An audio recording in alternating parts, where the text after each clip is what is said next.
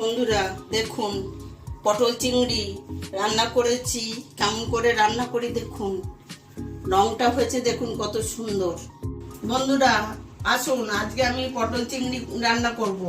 দেখুন কিভাবে রান্না করি। আসুন, আমি গ্যাস জ্বালছি। পটল চিংড়ি হবে, কড়া বসিয়ে দিয়েছি। এবারে তেল দেবো। তেল, আলু ভাজা হবে। আগে আলু ভেজে নেবো, তারপর পটল ভেজে নেবো। নিয়ে তারপরে চিংড়ি মাছ ভাজা হবে, হয়ে তারপরে মশলা কষা হবে, তারপরে হবে। দেখুন তেল গরম হয়ে গেছে। এবারে আলুগুলো তেলে দিয়ে আলুগুলো ভেজে নেব, ভালো করে লাল করে ভেজে নেব।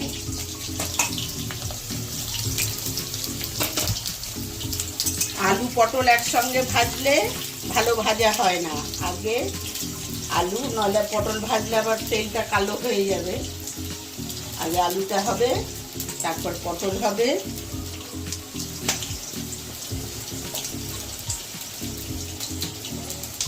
একটু হলুদ দিয়ে দিলাম, একটু নুন দিয়ে দিলাম। এটা ভাজা হবে।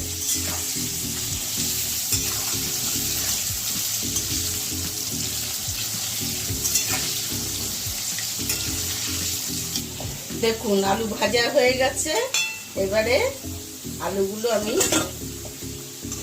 তুলে নেব।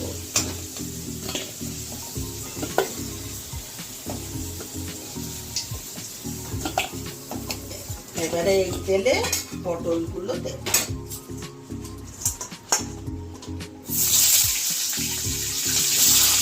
পটলগুলো এই শিরা রেখে না কাটলে, এখন নরম পটল তো একদম ইয়ে হয়ে যাবে, নরম হয়ে যাবে। আর একটু শিরা রেখে কাটলে দেখতেও যেমন ভালো লাগে, আর পটলগুলো গোটা গোটা থাকবে।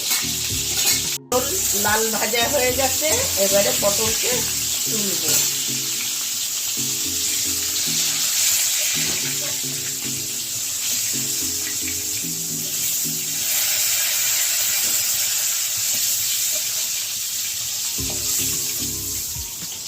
এখন একদম নরম পটল,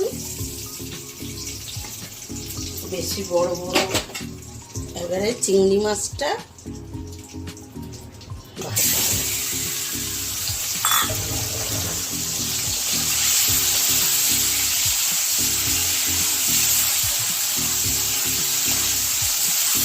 চিংড়ি মাছটা বেশি কড়া করে ভাজা যাবে না, তাহলে শক্ত হয়ে যাবে। চিংড়ি মাছ একটু কম ভাজতে হয়, নাহলে শক্ত হয়ে যায়।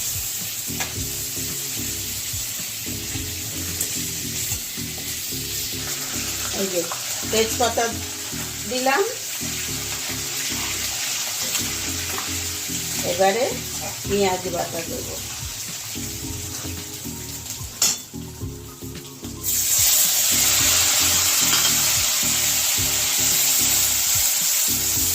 পেঁয়াজটাকে ভালো করে ভেজে নিতে হবে, নাহলে তরকারি স্বাদ আসবে না।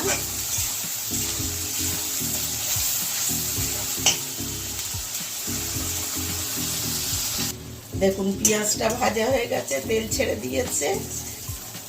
এর মধ্যে দেব আদা আর রসুন বাটা একসঙ্গে আছে।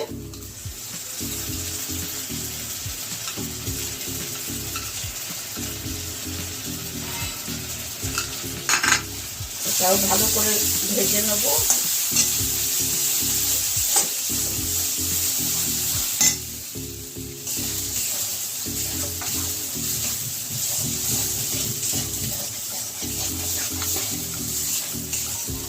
এর মধ্যে একটু নুন দেব।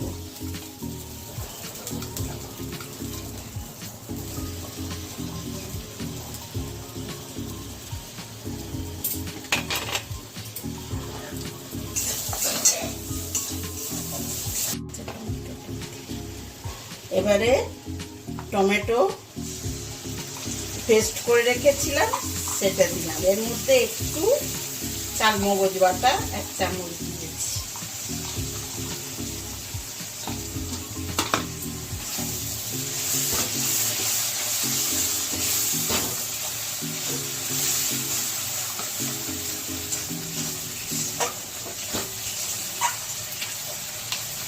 এবারে হলুদ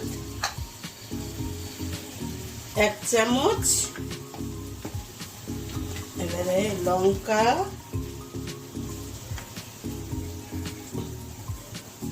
4 চামচের 1 চামচ, আর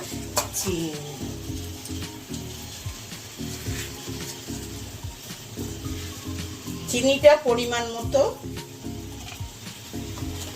যে বেশি মিষ্টি ভালোবাসে, মিষ্টি যে কম ভালোবাসে সেরকম পরিমাণ মতো চিনি। পরিমাণ নুনটাও কেউ বলতে পারবে না, পরিমাণ মতো হবে।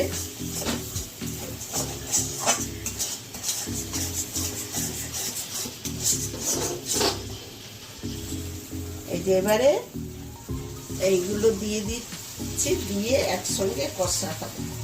কষে তারপরে গরম জল দেওয়া হবে তরকারিতে। পটল চিংড়ি সব একসঙ্গে দিয়ে দিলাম।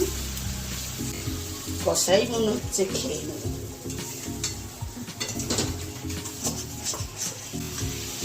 ছাড়ছে, দেখছেন এরকম হয়েছে, রংটা কষা হয়ে গেছে। এবারে গরম জল দেব।